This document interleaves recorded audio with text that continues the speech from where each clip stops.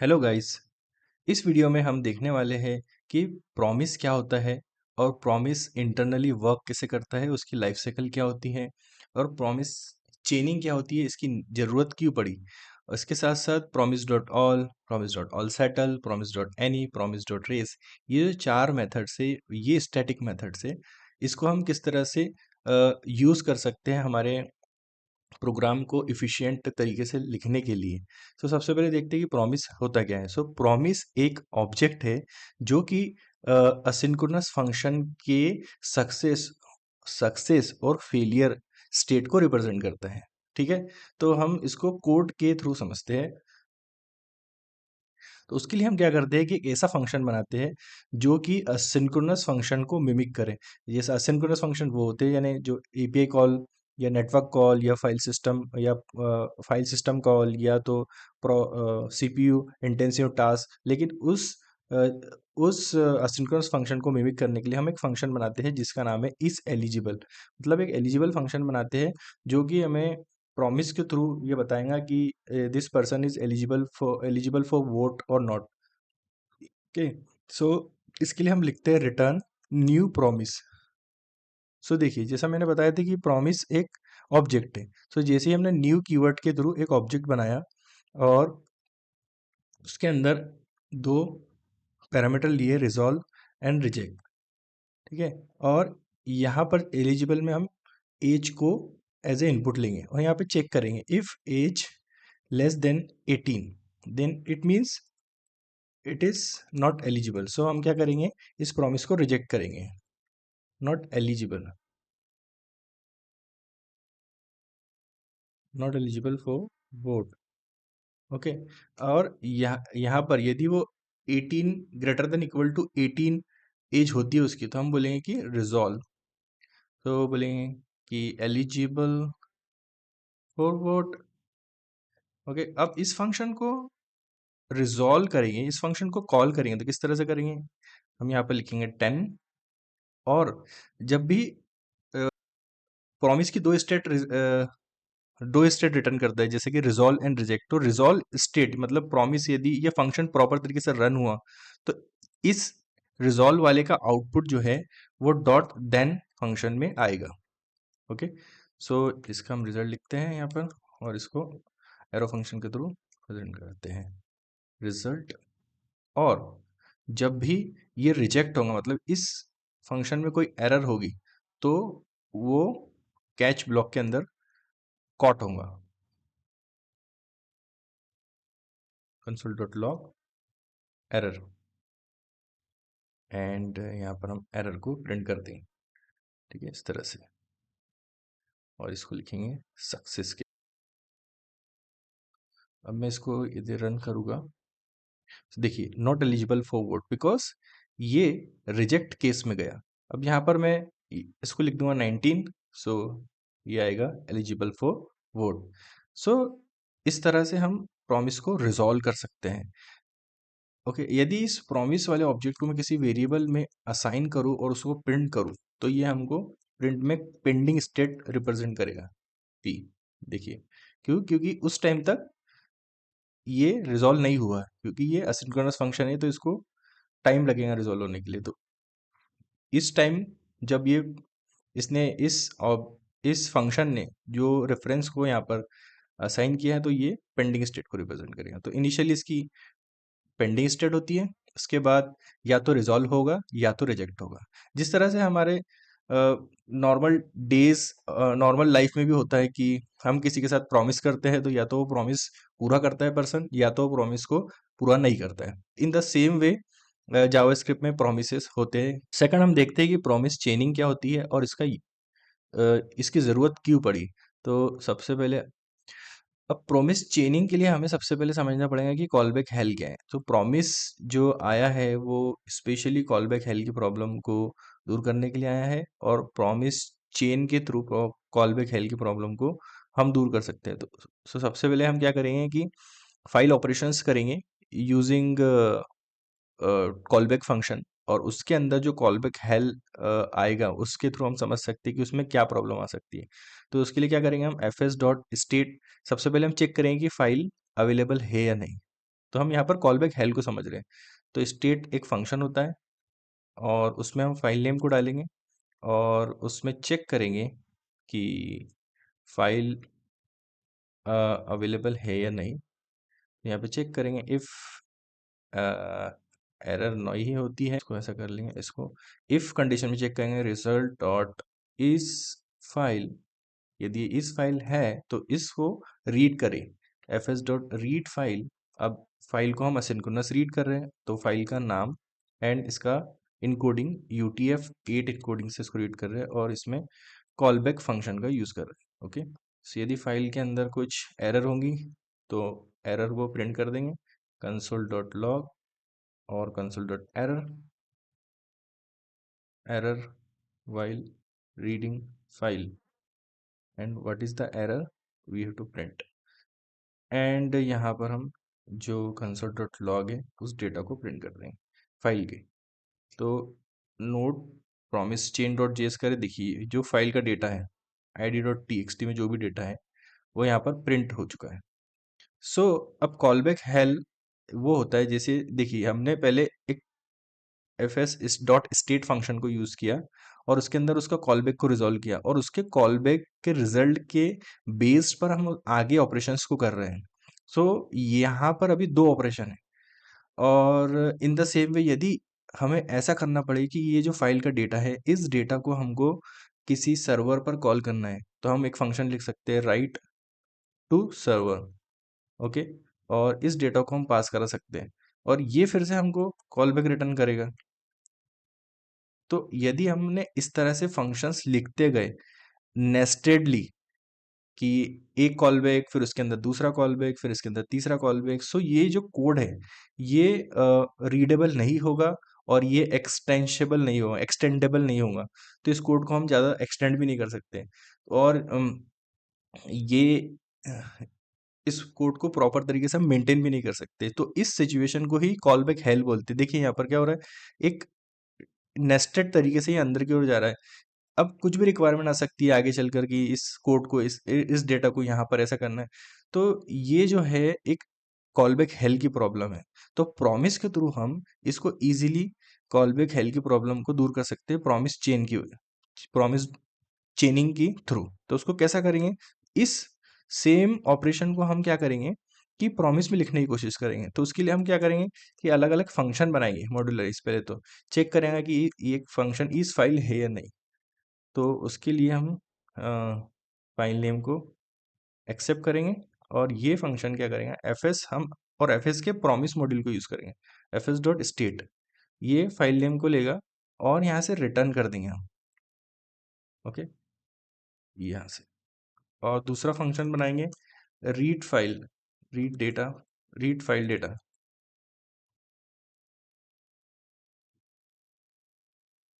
और इसमें भी फाइल नेम को इनपुट लेंगे और इसमें करेंगे return fs promise dot read file। so file name is the first parameter, second name is the encoding। हम ह्यूमन रीडेबल फॉर्मेट में रीड करना चाहते हैं इसलिए UTF-8 को देंगे।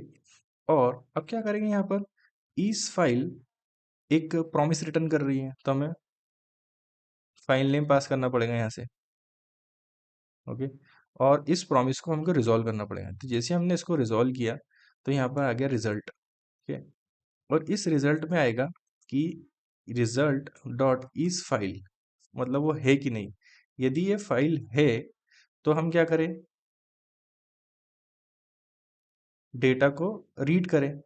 तो हमने रिटर्न करा दिए रीड फाइल डेटा और फाइल नेम यहाँ से रिटर्न कराए। अब ये जो रिटर्न कर रहा है फंक्शन इसको हम नेक्स्ट देन ब्लॉक में एज ए डेटा ब्लॉक ले सकते हैं। देखिए तो कंसोल डॉट लॉग डेटा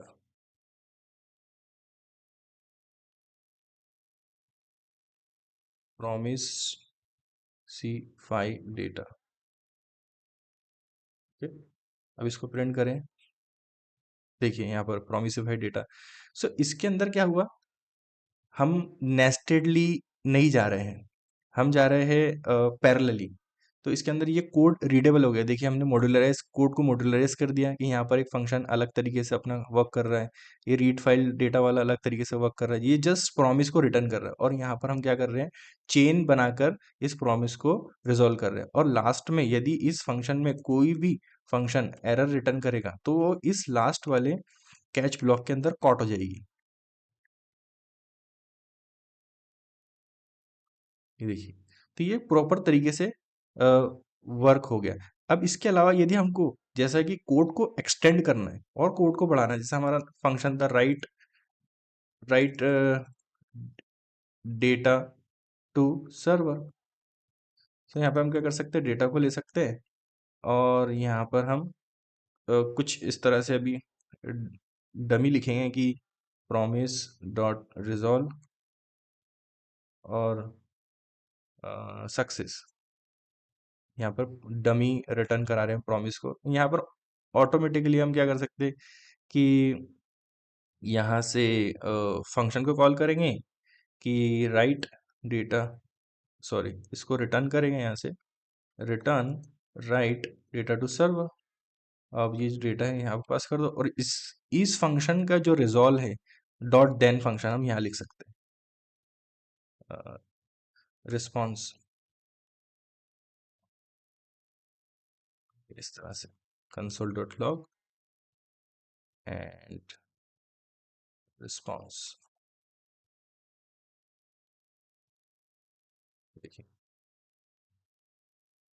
देखिए इस तरह से हम लिख सकते हैं। अब जितना भी हमें कुछ ऑपरेशन करना है इसकी इस डेटा की चेनिंग पर, मतलब सबसे पहले हमने फाइल को चेक करा कि ये फाइल है कि नहीं, उसके बाद फाइल को रीड करा, फाइल का डेटा रिटर्न करा और यहाँ देन के अंदर आ गया।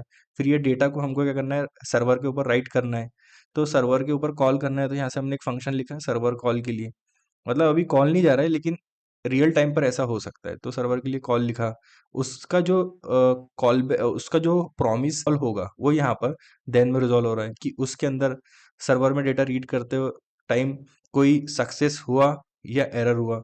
और in case if you got any error in this then chain, then हमारी जो एरर कॉट होंगी यहाँ पर होगी। इस तरह से हम प्रॉमिस चेनिंग का यूज करके एक हेल्थ की प्रॉब्लम को सॉल्व कर सकते हैं। अब हम promise डॉट ऑल को समझेंगे कि क्या होता है।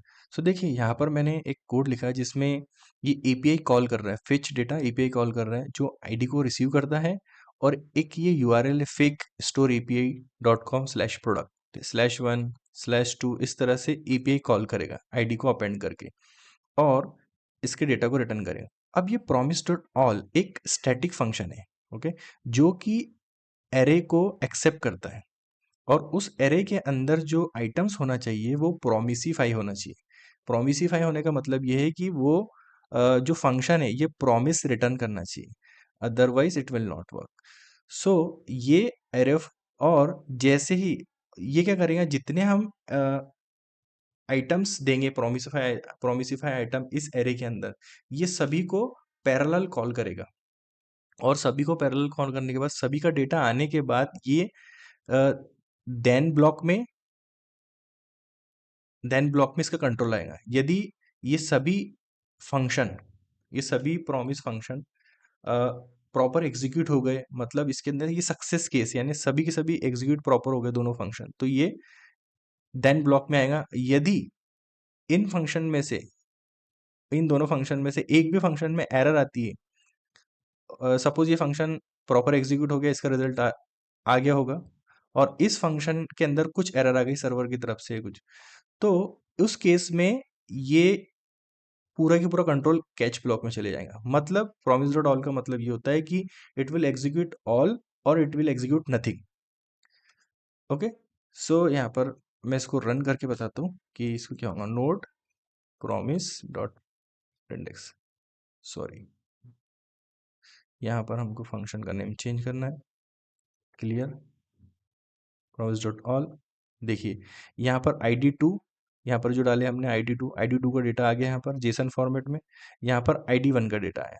तो promise डॉट ऑल ने क्या किया कि दोनों एपीआई कॉल को एक साथ फायर किया।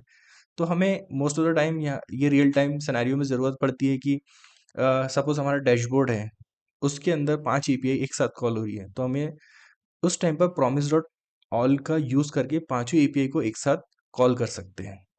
अब इसमें वो फेलियर वाला एग्जांपल इस तरह से है, यदि मैंने एक फंक्शन लिखा फेच डेटा और दूसरा फंक्शन लिखा फेच डेटा वन, ये है उसका फंक्शन का डेफिनेशन। ओके, और इसमें हम समझने वाले हैं कि फेलियर केस में क्या होगा। तो फेलियर केस को मिमिक करने के लिए मैंने लिखा प्रॉमिस डॉट रिजेक्ट। यदि रन टाइम पर कोई एरर आती है फेच डेटा वन में, तो ये अ, जो इसके दूसरे फंक्शन का आउटपुट है वो भी प्रिंट नहीं करेगा। यदि इनमें कोई भी, इस एरे के अंदर कोई भी फंक्शन के अंदर एरर आती है या वो प्रॉमिस रिजेक्ट करता है, तो ये पूरा का पूरा रिजेक्ट कर देगा। तो इसकी देखिए क्लियर, देखिए यहाँ पर आ गया एरर, सर्वर एरर जो हमने यहाँ पर दिए थे। तो भले ही हमारा फेच डेटा ये फंक्शन प्रॉपर चला हो इसके लिए, लेकिन ये फंक्शन में एरर आ गई, इसलिए ये promise डॉट ऑल पूरे प्रोमिसिफाई को कैच ब्लॉक में डाल देगा। मतलब वो बोलेगा कि एरर, सभी में error. So promise dot all मतलब it will run for all और it will run for nothing. अब समझते हैं promise डॉट ऑल सेटल को, कि promise डॉट ऑल सेटल किस तरह से वर्क करती है। सो इसके पहले हमने देखा promise डॉट ऑल। सो ये promise डॉट ऑल का एनहांस वर्जन है। promise डॉट ऑल भी है ना, ये एक स्टैटिक मेथड है, मतलब ये डायरेक्ट क्लास नेम से कॉल होती है। देखिए ये इसका इम्प्लीमेंटेशन। सो ये भी क्या करती है, एक एरे ऑफ फंक्शंस लेती है। अब एरे ऑफ फंक्शंस, तो इसका हर फंक्शन प्रोमिसिफाई होना चाहिए, जैसे कि मैंने पहले बताया promise डॉट ऑल में। अब promise डॉट ऑल में डिफरेंस ये होता है कि यदि इसमें कोई फंक्शन में एरर आ भी जाती है, यदि कोई फंक्शन जैसे रिजेक्ट ये भेजता है या कोई एरर आ भी जाती है, तो जो फंक्शन सक्सेस हुआ एटलीस्ट उसका रिजल्ट हमारे पास आएगा। और इसका रिजल्ट को रिटर्न करने का तरीका यह है कि ये एरे ऑफ ऑब्जेक्ट को रिटर्न करता है, जिसमें इसका ऑब्जेक्ट स्टेटस पहले की होती है, और उसका स्टेटस का यदि वो रिजॉल्व हो जाता है तो फुलफिल्ड आता है, और जो आउटपुट आना चाहिए हमारे इस एपीआई का वो आता है वैल्यू के अंदर। और यदि कोई फंक्शन रिजेक्ट हो जाता है या उसमें कोई एरर आती है, तो उसका स्टेटस रिजेक्टेड आता है और उसका रीजन आता है। तो पहले हम इसको देखते हैं कि ये प्रॉपर वर्क कैसे करता है। promise डॉट ऑल सेटल इसको मैंने कॉल किया, ये देखिए ये आईडी 10 के लिए डेटा आया और स्टेटस स्टेटस फुलफिल्ड। ये आईडी 1 के लिए डेटा आया और वैल्यू के अंदर डेटा आया स्टेटस फुलफिल्ड। यदि इसमें एक फंक्शन एरर दे भी दे, कोई भी फंक्शन है, मतलब हम इसके अंदर आगे यदि हमने 10 फंक्शन भी लिखे और सपोज 5 फंक्शन के अंदर एरर आ गई, तो 5 जो है, 5 जो सक्सेसफुल चले हैं उनका आउटपुट तो आएगा, और जो एरर, जिस फंक्शन में एरर आई उनका आउटपुट भी आएगा, लेकिन वो स्टेटस उनका रिजेक्टेड रहेगा। सो ये एक इनहांस वर्जन है उसका। तो यहाँ पर हम डेटा वन लिखेंगे और इसको देखेंगे promise dot all settle dot T JS.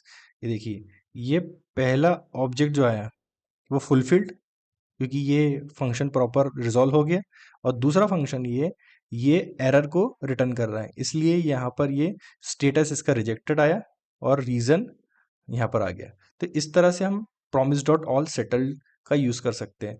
So scenario according to our requirement we can use either promise dot all और promise डॉट ऑल सेटल्ड। अब हम देखते हैं कि promise डॉट एनी कैसे वर्क करता है। इसके लिए कोड पर आते हैं।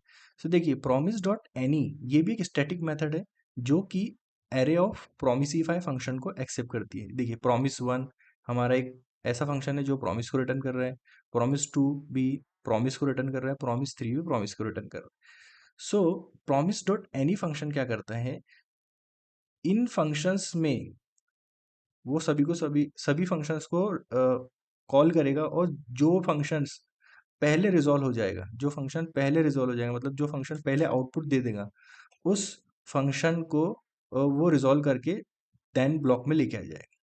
ठीक है, और यदि ये फंक्शन इस इन फंक्शंस में सभी प्रॉमिस रिजेक्ट हो जाते हैं, तो ये देन ब्लॉक में नहीं जाएगा, ये कैच ब्लॉक में जाएगा, और इनका आउटपुट आएगा ऑल प्रॉमिस वर रिजेक्टेड। देखिए जैसा कि अभी पहला प्रॉमिस जो है रिजेक्ट हो रहा है, फेलियर हो रहा है, और दूसरा रिजॉल्व हो रहा है मतलब सक्सेस है, तीसरा फेलियर है।